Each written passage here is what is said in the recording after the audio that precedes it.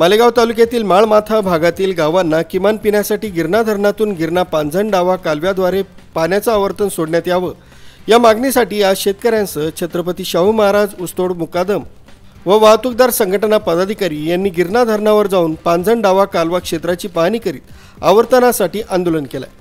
गेल्या महिन्यात या कालव्याला आमदार सुहास कांदे यांच्या मार्गदर्शनाखाली पाण्याचं आवर्तन सोडण्यात आलं होतं, मात्र सदर आवर्तन हे अवघं आठवडाभर मिळालं होतं। आज रोजी या संपूर्ण भागात पाण्यासाठी नागरिकांची तसंच पशुधनाचे हाल होत आहे। गिरणा धरणात आज पांझण डावा कालव्याच्या गेटपर्यंत पाणी साठा आहे, त्यामुळे लोकप्रतिनिधींनी या संबंधित विभागाशी चर्चा करून किमान माळमाथ्यावरील या गावांना पिण्याच्या पाण्यासाठी आवर्तन मिळवून द्यावं अशी मागणी याप्रसंगी आंदोलकांनी केली।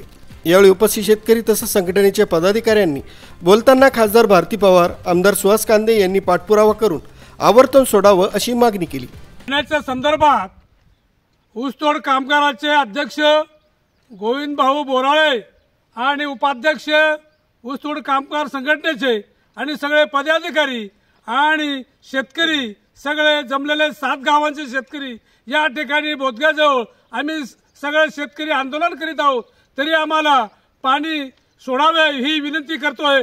आणि जेव्हा मागे आपल्या नांदगाव विधानसभेचे आमदार सुहास कांदेजी अण्णा यांनी 5-6 दिवस पाणी सोडलं, ते 15 दिवसाची बोली होती, ते पाणी 15 दिवस सोडले असते तर आज आपल्याला हे आनंदन करण्यासाठी गरज आली नसती।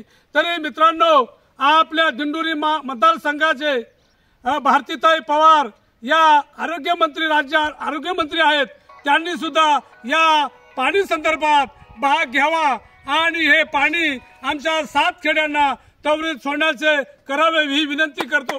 शेतकऱ्यांचं हे जे आंदोलन आहे ते तिरुवास आंदोलन, आज थोडंसं आंदोलन आहे, पण आम्ही रस्त्यावर उतरल्याशिवाय राहणार नाही। मी यावेळी या कामगार संघटनेचे अध्यक्ष यांच्या वतीने हा जो शेतकरी मेळावा आंदोलन केलेला आहे, तरी आपण सगळ्यांनी आमदार साहेबांनी सुद्धा कलेक्टर साहेबांना विनंती करून एवढे पाणी आम्हाला सोडण्यात यावे ही माझी कृपा विनंती आहे। फक्त शेतीसाठी नाही मागत आहे, आम्ही हे पिण्यासाठी मागतोय।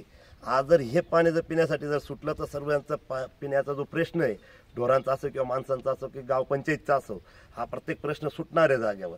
तरी आमदार साहेबांनी याची नोंद घ्यावी आणि जे काही आज आरोग्यमंत्री राज्याचे आणि लोकसभा सदस्य आहेत भारतीताई पवार यांनी सुद्धा लक्ष घालावं, कारण आज त्यांनी जर ठरवलं असतं तर हे पाणी 7 खेड्यांना आरक्षित झालं असतं। आज त्याचं लोकप्रतिनिधी म्हणून विधानसभेत आणि लोकसभेत आहेत, जर ह्या लोकांनी जर ठरवलं असतं तर आज आरक्षण पाणी झालं असतं। तर जळगावला जसं आरक्षण झालेलं आहे तसं आज आपल्या 7 खेड्यांना कळवडी गटात आरक्षित पाणी राहिलं असतं। आज आपल्याला सर्व शेतकऱ्यांना कोणालाही ही अडचण आली नसती, पण आज जी अडचण आलेली तरी त्याला सामोरे जायला आम्ही सर्व संघटने माध्यमाचे आमचे पदाधिकारी आणि शेतकरी बांधव आम्ही तयार आहेत। पण आम्हाला एवढी सर्व आमदार साहेबांना एक विनंती आहे आणि प्रशासनाला आणि सत्ताधारी पक्षांना, जर आज आमदारांनी ठरवलं तर केंद्र राज्यात त्यांचे आज मुख्यमंत्री आहेत, ते काही पण करू शकतात, पण त्यांनी करायला पाहिजे ही आमची नम्र विनंती गावकऱ्यांनी आणि गटाच्या वतीने आणि संघटनेच्या वतीने।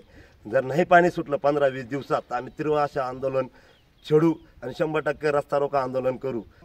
तर मित्रांनो, आम्ही परिस्थिती बघितली, इथं पाण्याचा विषय आहे, परंतु खालचे जे 7-8 गाव आहेत त्यांच्या पाण्याचा गंभीर विषय।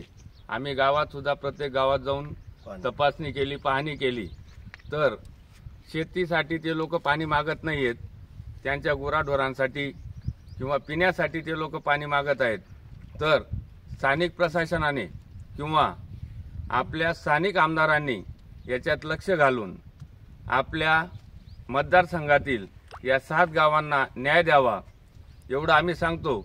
आणि जर कधी तुम्ही या 7-8 दिवसात तुम्ही हा विषय मार्गी नाही लावला तर आमच्या संघटनेच्या मार्फत व शेतकऱ्यांना संघ घेऊन आम्ही पुढील म्हणजे रास्ता रोको किंवा आंदोलन इथं स्वतः डॅमजवळ येऊन करणार आहोत। एवढी दखल माननीय आमदार अण्णासाहेब कांदे यांनी घ्यावी व स्थानिक प्रशासनाने सुद्धा घ्यावी एवढं बोलून यावेळी कालव्याच्या लाभ क्षेत्रातील नाशिक जिल्ह्यातील 7 गावांसाठी कायम पाणी आरक्षण मिळवून द्यावं अशी देखील मागणी करण्यात आली।